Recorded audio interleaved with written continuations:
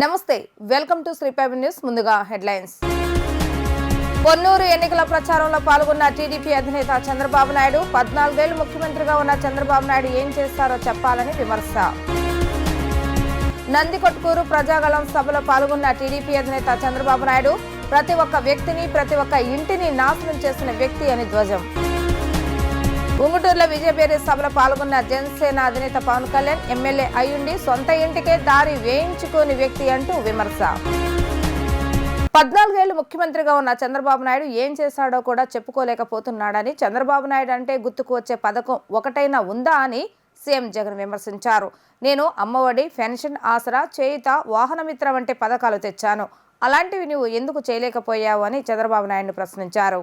AP ముఖ్యమంత్రి YCP అధినేత జగన్ గుంటూరు జిల్లా పొన్నూరులో ఎన్నికల ప్రచార సభకు హాజరయ్యారు. చంద్రబాబు నాయుడు తనను ఒక బచ్చా అంటున్నాడని, పోయే కాలం వచ్చినప్పుడు వీళ్ళందరికీ హీరోలు బచ్చాలుగానే కనిపిస్తారని అన్నారు. నేను బచ్చా అయితే నన్ను చూసి చంద్రబాబు నాయుడు ఎందుకు భయపడుతున్నాడు? నేను బచ్చా అయితే నన్ను ఎదుర్కొనేందుకు ఎందుకు పొత్తులు పెట్టుకుంటున్నాడని సీఎం జగన్ ప్రశ్నించారు. నువ్వు నన్ను బచ్చా అంటున్నావు, కానీ నేను ఎన్నికలకు ఒంటరిగా వచ్చి ధైర్యంగా పోరాడుతున్నానని స్పష్టం చేశారు. చంద్రబాబు నాయుడు అంత పుడింగి అయితే పొత్తులు లేకుండా సింగిల్ గా రావచ్చు కదా అని సవాల్ విసిరారు. 14 ఏళ్లు ముఖ్యమంత్రిగా ఉన్న చంద్రబాబు నాయుడు ఏం చేశాడో కూడా చెప్పుకోలేకపోతున్నాడని, చంద్రబాబు నాయుడు అంటే గుర్తుకు వచ్చే పథకం ఒకటైనా ఉందా అని సీఎం జగన్ విమర్శించారు. నేను అమ్మఒడి, పెన్షన్, ఆసరా, చేయుత, వాహనమిత్ర వంటి పథకాలు తెచ్చాను, అలాంటివి నువ్వు ఎందుకు చేయలేకపోయావు అని చంద్రబాబు నాయుడును ప్రశ్నించారు. నువ్వు బచ్చా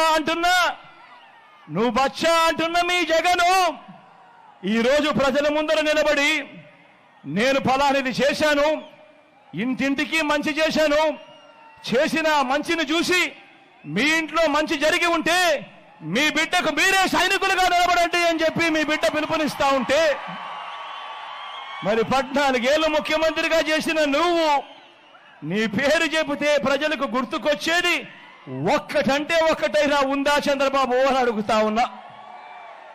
ఆ చేసిన మంచిని చూపించి నేను ఈ మంచి చేశాను కాబట్టి నాకు ఓటు వేయండి అని అడిగే పరిస్థితి నీకు ఉందా చంద్రబాబు అని అడుగుతా ఉన్నా.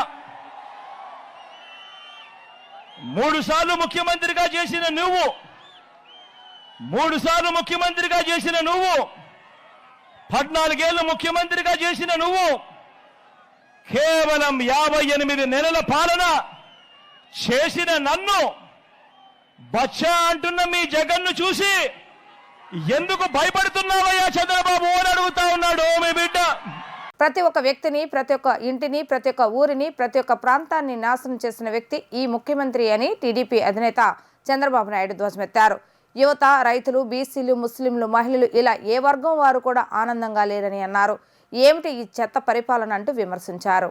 నంద్యాల జిల్లా నందికొట్కూరు ప్రజాగళం సభకు టీడీపీ అధినేత చంద్రబాబు నాయుడు హాజరయ్యారు. ఈ సందర్భంగా ఆయన మాట్లాడుతూ సైకో జగన్ కు తెలిసిందల్లా రద్దులు, గుద్దులు, బొక్కుడు, నొక్కుడు, కూల్చివేతలు, కేసులు, ఇవి కాకుండా ఒక మంచి పని చేశాడా అని ప్రశ్నించారు. నేను నందికొట్కూరు నుంచి సవాల్ విసురుతున్నా, నేనేం చేశానో చెప్తున్నా. ఈ జిల్లాను తీసుకుంటే తంగడంజలో మెగా సీడ్ పార్క్ ఏర్పాటుకు ముందుకెళ్లాను. అది వచ్చుంటే రైతులకు ఆదాయం పెరిగేది. మీరు పండించే పంట విత్తనాలుగా మారి ప్రపంచానికి వెళ్లుంటే మీ ఆదాయం పెరిగి పరిశ్రమలు వచ్చేవి.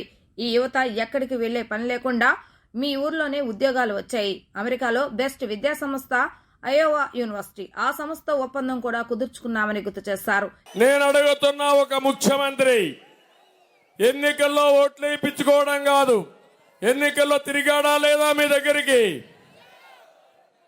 తల మీద చేయి పెట్టాడా లేదా?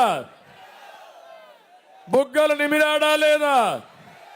ముద్దులు పెట్టాడా లేదా? ఎన్నికైన తర్వాత పరదాలు కట్టుకొని తిరుగుతూ గుద్దుడే గుద్దుడు, పిడిగుద్దులు, అవునా కాదా అని మిమ్మల్ని అడుగుతున్నా. ఇలాంటి వ్యక్తి ముఖ్యమంత్రికి అర్హత ఉందా అని మిమ్మల్ని అడుగుతున్నా. మీ జీవితాలను నాశనం చేశాడా లేదా అని మిమ్మల్ని అడుగుతున్నా. పరిపాలన చేత కాదు. నేను అడుగుతున్నా, మీరేం చేశారంటే డ్రైవింగ్ చేత కాని వాడికి డ్రైవర్గా ఇచ్చేశారు. అతను మామూలుగా డ్రైవింగ్ కాదు, రివర్స్ డ్రైవింగ్ పెట్టాడు. అసలే డ్రైవింగ్ తెలియదు, రివర్స్ గేర్లో బండి దోలడం మొదలుపెట్టి మీ జీవితాలను సర్వనాశనం చేసిన వ్యక్తి ఈ సైకో జగన్, అవునా కాదా? మీరు ఒక్కసారి ఆలోచించుకోండి. నాకెవరి మీద కోపం లేదు. నా బాధంతా మీకు అన్యాయం జరిగిందని సంపద సృష్టించకుండా మీకు 10 రూపాయలు ఇస్తాడు, 100 రూపాయలు పనులేస్తాడు, 1000 రూపాయలు దోచేస్తాడు. ఒక దోపిడీ దొంగ మీకు అవసరమా అని అడుగుతున్నా. మాట్లాడితే బటన్ నొక్కానంటాడు. నువ్వు బటన్ నొక్కిందెంత, బొక్కిందెంత, నువ్వు దోచేసిందెంత సమాధానం చెప్పమని అడుగుతున్నా ఈ నంది కొట్కూరులో. తమిళ్లో మీరు ఒకసారి ఆలోచించండి. బటన్ నొక్కడానికి ముఖ్యమంత్రి అవసరం లేదు. రాయలసీమని హార్టికల్చర్ హబ్గా తయారు చేయాలంటే ఒక విజన్ ఉండాలా. ఎమ్మెల్యే అయి ఉండి సొంత ఇంటికి దారి వేయించుకోలేని వ్యక్తి మన దారులు ఏం పూడ్చుతాడు, మన రోడ్లు ఏం వేస్తాడు అంటూ జనసేన అధినేత పవన్ కళ్యాణ్ విమర్శించారు. ఆయనకు పేకాట క్లబ్బులు నడపాలని సరదా ఉంటే అందుకు నేనేం కాదనను. ఆయన పేకాట క్లబ్బులుగా బాగా నడిపేందుకు 30 లక్షలు కారు కూడా ఇచ్చారంట అని ఆయన వ్యాఖ్యానించారు. జనసేనాని పవన్ కళ్యాణ్ ఉంగుటూరు నియోజకవర్గం గణపవరంలో వారాహి విజయవేరే సభకు హాజరయ్యారు. ఈ సందర్భంగా ఆయన ప్రసంగిస్తూ మనకేం కావాలి, పేకాట క్లబ్బులు కావాలా, డిఎస్సి నోటిఫికేషన్ కావాలా, పేకాట క్లబ్బులు కావాలా, ఉపాధి అవకాశాలు కావాలా, ఇది పేకాట ప్రభుత్వం అంటూ మండిపడ్డారు. జగన్ నాయకత్వంలో ఏవైనా అభివృద్ధి చెందాయా అంటే అవి పేకాట క్లబ్లు, ఇసుక దోపిడీ, మద్యం మాత్రమేనని అన్నారు. వైసీపీ ఓడిపోయే పార్టీ అని, ఓడిపోయే పార్టీ గురించి ఎక్కువ మాట్లాడిన అవసరం లేదని స్పష్టం చేశారు. ఏపీలో గజం స్థలం ఉన్నవాళ్ళైనా సరే, సెంటు భూమి ఉన్నవాళ్ళైనా సరే చాలా జాగ్రత్తగా ఉండాలి. దున్నిన భూమి అంతా జగన్దే అయిపోతుంది. దున్నిన భూమి మీద మీకు అధికారం ఉండదు. మీరు ఉండని స్థలాలన్నీ వైసీపీవి, జగన్వి అయిపోతాయి. మీరు ఉన్న స్థలాలను కూడా తాకట్టు పెట్టేస్తాడు. వైసీపీకి ఓటేశారంటే మీ ఆస్తులను మీరే పెట్రోల్ పోసి తగలబెట్టినట్టేనని ఆరోపించారు. మన భూమికి సంబంధించిన ఒరిజినల్ పత్రాలు వాళ్ళ దగ్గర పెట్టుకుంటారట, ప్రజలకు మాత్రం జిరాక్స్ కాపీలు ఇస్తారట. మీరు గమనించండి, భారతదేశ పాస్పోర్ట్ మీద నరేంద్ర మోడీ బొమ్మ ఉండదు. భారత రాజ్యాంగం తాలూకా 3 సింహాల రాజముద్ర ఉంటుందని ఆయన స్పష్టం చేశారు. ముఖ్యమంత్రి మనోడా, మన వర్గపోడా, మనోడని కాదు, ముఖ్యమంత్రి స్థానంలో ఉండేవాడు సరైనోడా కాదా అనేది మనం అందరం ఆలోచించాలి. ఉమ్మడి ఆంధ్రప్రదేశ్ ఒక ప్రభుత్వ ఉద్యోగి కొడుకుని నేను. నాకేం స్థాయి ఉంటుంది అంటే ఒక మనిషి అనుకుంటే సాధించగలడు. నేను పార్టీ ఎందుకు పెట్టానంటే ఇందాక మన పుట్టా మహేష్ యాదవ్ గారు చెప్పినట్టుగా సినిమాలు చేసుకుంటే నాకు చాలా డబ్బులు, ఈ 5 సంవత్సరాల్లో డబ్బులు సంపాదించా, ట్యాక్సులు కట్టా, నేను ఎవరితో గొడవ పెట్టుకోకర్లా, సజ్జల గారి చేత మాటలు అనిపించుకోకర్లా, జగన్ గారితో మాటలు అనిపించుకోకర్లా, వెళ్ళి నేను నమస్కారాలు పెట్టి నా సినిమాకి కొంచెం టికెట్లు రేట్లు పెంచండి అంటే అయిపోయింది. ఎవరితో గొడవలు లేవు. కానీ మీకు ఏమి నచ్చుద్ది? మీకోసం నేను ఖుషీ సినిమాలో ఏ మేరా జహా, ఏ మేరా ఘర్, ఏ మేరా ఆషియా, ఏ మేరీ దునియా, తెరా కామ్ క్యా ఆయా. వాసుబాబు గారేమో కూర్చొని పాపం పేకాట క్లబ్లు డెవలప్ చేస్తూ ఉన్నారు. మీకు పైప్ లైన్స్ ఎవరేస్తారు? మీకు వాసుబాబు గారు పేకాట క్లబ్లో బిజీగా ఉన్నారు. మన కోసం పనిచేసే వ్యక్తి కావాలి. అందుకే ఉంగుటూరి మన ధర్మరాజు గారిని పెట్టాం గాజు గ్లాస్ గుర్తు మీద. పుట్టా మహేష్ యాదవ్ గారిని మన ఏలూరు ఎంపీగా ముందుకు తీసుకెళ్తున్నాం సైకిల్ గుర్తు మీద, తెలుగుదేశం పార్టీ మీద. అనర్గళంగా తమిళ్, తెలుగు, కన్నడ, హిందీ, అఫ్కోర్స్ ఇంగ్లీష్తో పాటు అన్ని భాషలు మాట్లాడగలరు. ఆయన గొంతు వినిపించాలి, ఆయన గళ వినిపించాలి. అందుకని వారిని గెలిపించమని ఎందుకు వచ్చానంటే మన భవిష్యత్తు కోసం. ఈరోజు మిగతా పార్టీలు ఎంత నమ్ముతారో నాకు తెలియదు, కానీ మీరు పవన్ కళ్యాణ్ అయితే నమ్ముతారు కదా. మీరు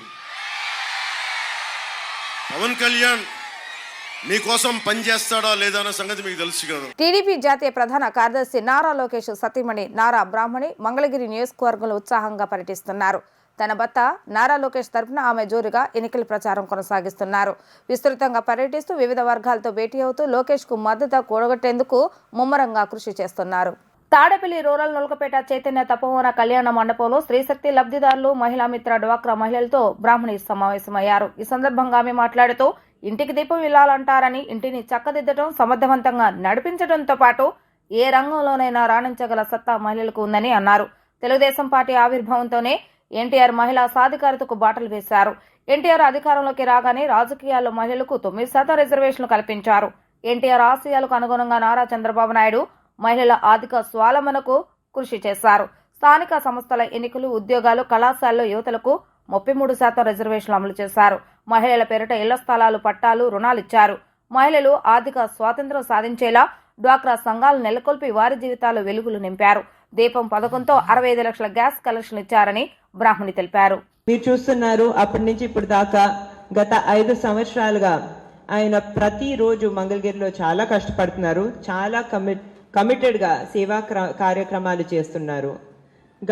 ఎటువంటి గవర్నమెంట్ సపోర్ట్ లేకపోయినా ఆయన మంచి ఐడియాస్ కోసం ఆయన 29 ప్రోగ్రామ్స్, సంక్షేమ ప్రోగ్రామ్స్, పథకాలు ఇక్కడ నడపడం జరుగుతుంది.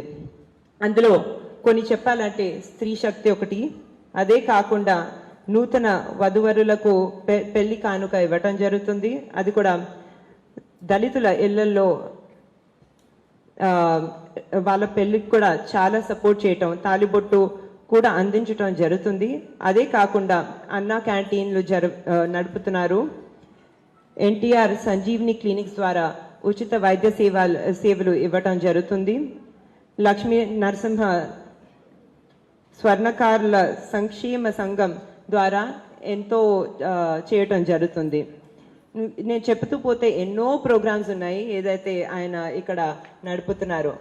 కానీ లోకేష్ గారికి ఇంకా నా మనసుకి అన్నిటికన్నా దగ్గరైన ప్రోగ్రామ్ స్త్రీ శక్తి అని ఈ ప్రోగ్రామ్. మన స్త్రీ శక్తి ప్రోగ్రామ్ ద్వారా ఎంతో మంది మహిళలకి టైలరింగ్, ఇంకా బ్యూటిషియన్ కోర్సుల్లో శిక్షణ అందించడమే కాకుండా ఇప్పుడు దాకా చాలా సక్సెస్ఫుల్గా చేసిన మహిళలందరికీ దాదాపు 2610 టైలరింగ్ మిషన్లు కూడా ఇవ్వటం జరిగింది.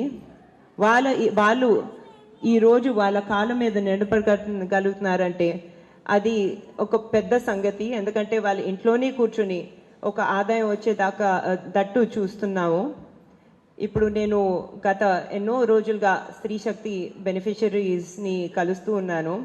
చాలామంది చెప్తున్నారు ఇక్కడ ధరలు బాగా పెరిగిపోయాయి, నిత్యావసర ధరలు పెరిగిపోయాయి, విద్యుత్ ధరలు పెరిగిపోయాయి. రంగనగూడెం, సింగనగూడెం గ్రామాల్లో ఎన్నో సమస్యలు ఉన్నాయని స్థానిక నాయకులు నా దృష్టికి తీసుకొచ్చారని ఎంపీ వల్లభనేని బాలశౌరి తెలిపారు. గ్రామంలో శివాలయం నిర్మాణానికి నా వంతు కృషి నేను చేస్తానని అన్నారు.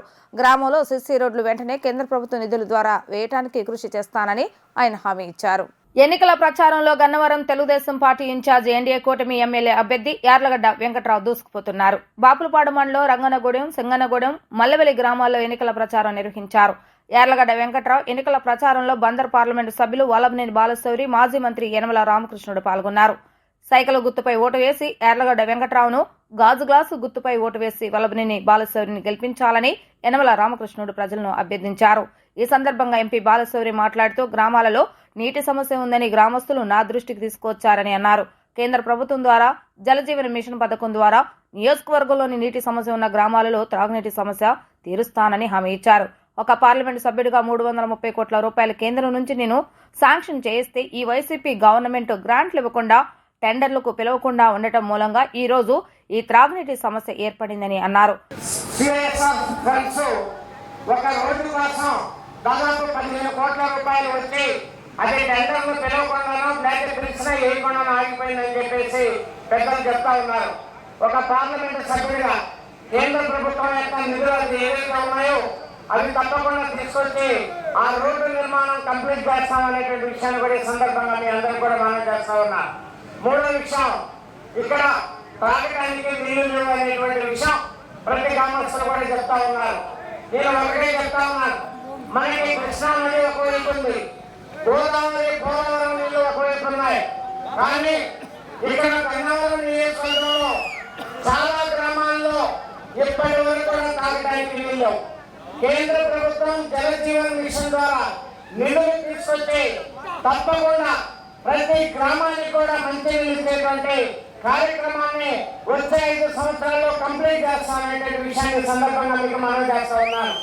నేను ఒక పార్లమెంటు సభ్యుడిగా 330 కోట్ల రూపాయలు కేంద్రం జలజీవన్ మిషన్ నుంచి తీసుకొస్తుంటే ఈ ప్రభుత్వం, ఈ స్టేట్ గవర్నమెంట్ ప్రభుత్వం, ఈ వైసీపీ ప్రభుత్వం దానికి ఇవ్వాల్సినటువంటి మ్యాచింగ్ గ్రాంట్ ఇవ్వకుండా ఈ రోజు టెండర్లు పిలవకుండా మరి త్రాగునీటి సమస్య ఏర్పడింది అనేటువంటి విషయాన్ని కూడా ఈ సందర్భంగా మీకు మనవి చేస్తా ఉన్నాను. అత్యధికమైనటువంటి ప్రాధాన్యత దానికి ఇద్దాం, తప్పకుండా మరి మంచినీటి సమస్యను పరిష్కరిద్దాం అనేటువంటి విషయాన్ని కూడా ఈ సందర్భంగా మీకు మనవి చేస్తా ఉన్నాను. పక్కనే మల్లవోలు ఉంది. మల్లవోలు అనగానే చాలా కొన్ని వందల ఇండస్ట్రీస్ వచ్చి ఇక్కడ ఉన్నటువంటి ప్రజానికానికి చాలా మంది మరి ఉద్యోగ అవకాశాలు ఇచ్చడానికి మనం అందరం కూడా కృషి చేయాలి. కానీ ప్రభుత్వం అక్కడ ఉన్నటువంటి ఇండస్ట్రీస్ డెవలప్ చేయలేదు. మరి వెంకటరావు గారు కూడా అదే చెప్పారు. మరలా నేను అదే చెప్తా ఉన్నాను, మన కూటమి రాగానే అక్కడ అనేకమైనటువంటి ఇండస్ట్రీస్ తీసుకొచ్చి తప్పకుండా ఉద్యోగ అవకాశాలు కూడా కల్పిద్దాం అనేటువంటి విషయాన్ని ఈ సందర్భంగా మీ అందరికీ మనం చేస్తా ఉన్నాను. రాష్ట్రంలో అవినీతి పాలన, దుర్మార్గమైన పాలన జరుగుతుందని, దీనికి కేంద్రంలోని బీజేపీ పెద్దలు పూర్తి సహాయ సహకారాలు అందజేస్తున్నారని జై భారత్ నేషనల్ పార్టీ పశ్చిమ అభ్యర్థి పోతిన వెంకటరామారావు అన్నారు.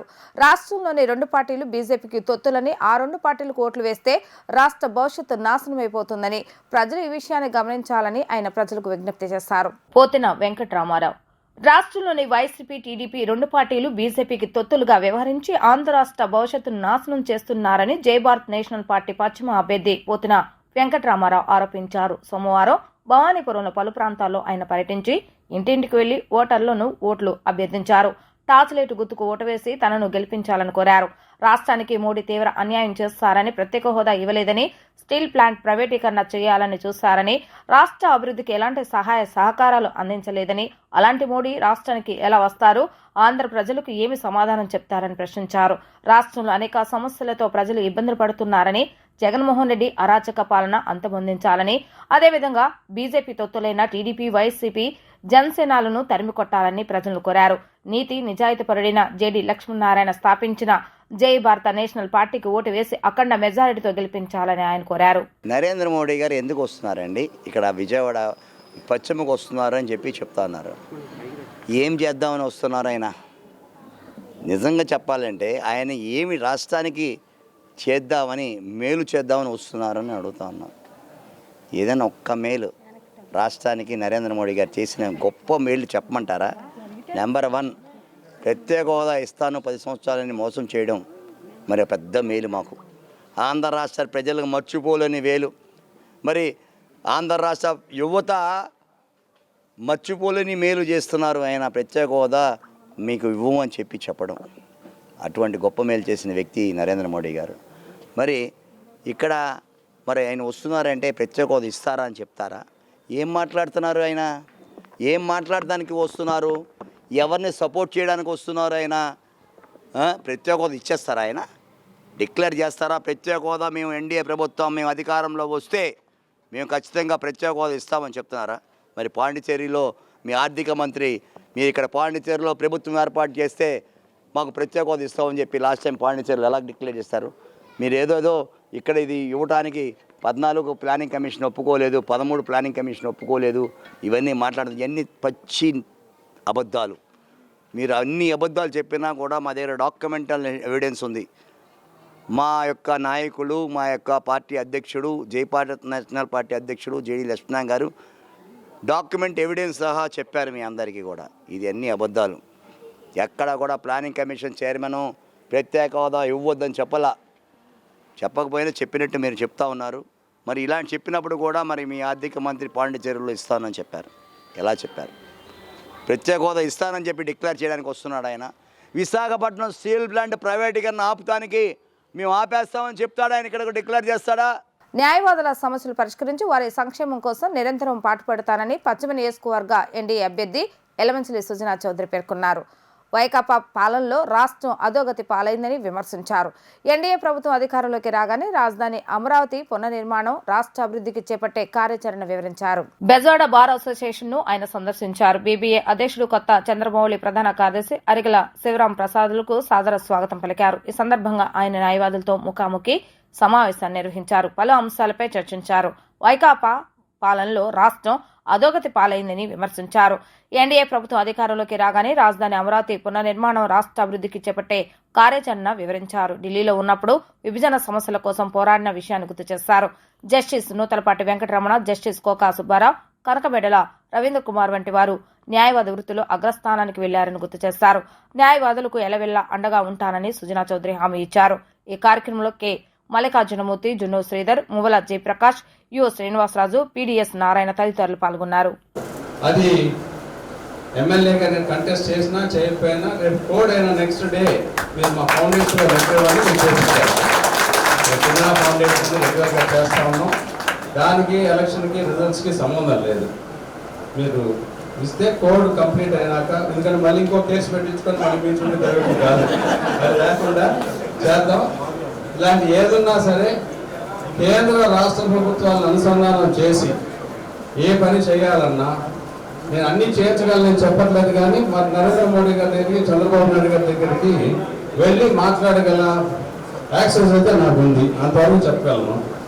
మీకు ఇప్పుడు బిల్డింగులు మన chief justice of India Ramana గారు చేసినప్పుడు డెఫినెట్గా ఎన్నో బిల్డింగులు అన్ని చోట్ల చేశారు. ఇక్కడ కూడా కొన్ని బిల్డింగ్లు పెండింగ్ ఉన్నాయని చెప్తున్నారు. ఇప్పుడు వాటికి కూడా law minister, state government approval తీసుకోవాలి. ఇవి అమరావతి కూడా 5 సంవత్సరాలు అది దాన్ని ఆపేశారు కాబట్టి లాయర్లు ఎంతోమంది అటు ఇటు ఉన్నారు. అమరావతి పోవాలని లాయర్లు వాదించారు, అమరావతి ఉండాలని కూడా లాయర్లు వాదించారు.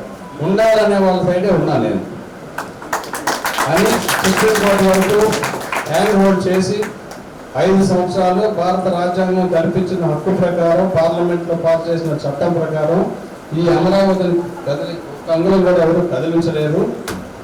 మళ్ళీ పార్లమెంట్లో బిల్లు పాస్ అయితే తప్పితే అని కష్టపడి ఆ టైంలో లాయర్స్తో బాగా ఎక్స్పీరియన్స్ కూడా వచ్చింది నాకు. మొన్నే పోయాను పాలి నారిమాన్ గారి దగ్గర కూడా వెళ్ళి మాట్లాడాను ఈ సర్కమ్స్టెన్సెస్లో. ఒకసారి అమరావతి అనేది ఒక రాజధాని కాదు, గ్రోత్ ఇంజన్గా వస్తే మన పిల్లలు చదువు అవగానే హైదరాబాద్, బెంగళూరు, మెడ్రాస్ పరిగెత్తక్కర్లా. యూనివర్సిటీస్ ఇక్కడే ఉంటాయి, రీసెర్చ్ సెంటర్స్ ఇక్కడే ఉంటాయి, ఐటీ కంపెనీలు ఇక్కడే ఉంటాయి, అన్నీ ఇక్కడే ఉంటాయి. లా కాలేజ్ వస్తాయి, మళ్ళీ నెక్స్ట్ అవకాశం వస్తే ఇంకో నల్సార్ పెట్టించవచ్చు, ఇక్కడ ఇవన్నీ చేయొచ్చు. మీరు దయచేసి వీటన్నింటినీ ఆలోచించి. ఇంటింటికి అందుతున్న పెన్షన్లు అడ్డుకొని ఇప్పుడు చంద్రబాబు నాయుడు ముసలి కన్నీరు కారుస్తున్నారని వైఎస్ఆర్సీపీ రాష్ట్ర ప్రధాన కార్యదర్శి సజ్జల రామకృష్ణారెడ్డి మండిపడ్డారు.